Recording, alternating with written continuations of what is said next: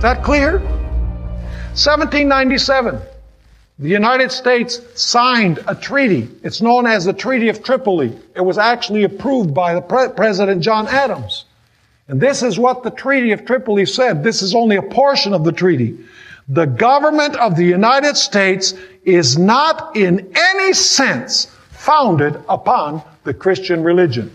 Now, we need to understand that it was founded upon this idea of two principles: separation of church and state, separation of civil matters from religious matters.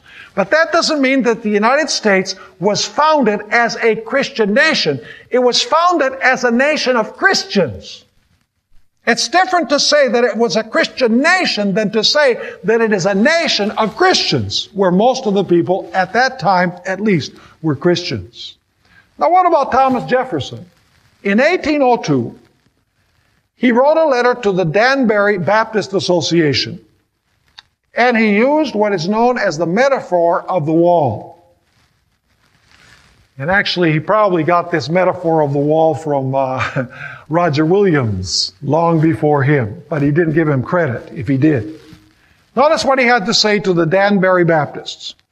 Believing with you that religion is a matter which lies solely between man and his God, that he owes account to none other for his faith or his worship, that the legitimate powers of government reach actions only and not opinions. I contemplate with sovereign reverence that act of the whole American people which declared that their legislature should make no law respecting an establishment of religion or prohibiting the free exercise thereof, thus building a wall of separation between church and state. You know what? I think Thomas Jefferson knew much better what the First Amendment to the Constitution meant than the Christian revisionists who want to rewrite it and reinterpret it today. Because he was nearer to the event and he actually participated in it.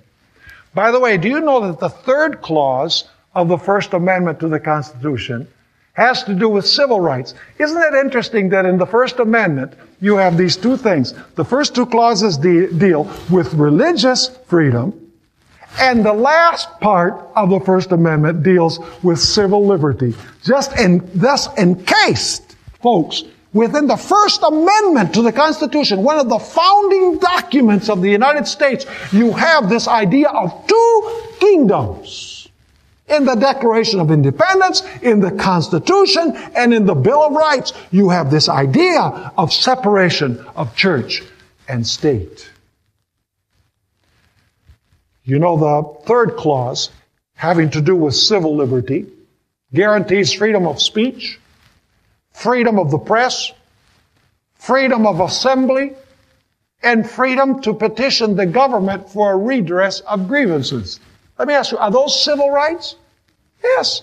And so in the First Amendment, you have religious rights and you have civil rights contained within the same amendment. So what is it that is going to happen according to Bible prophecy?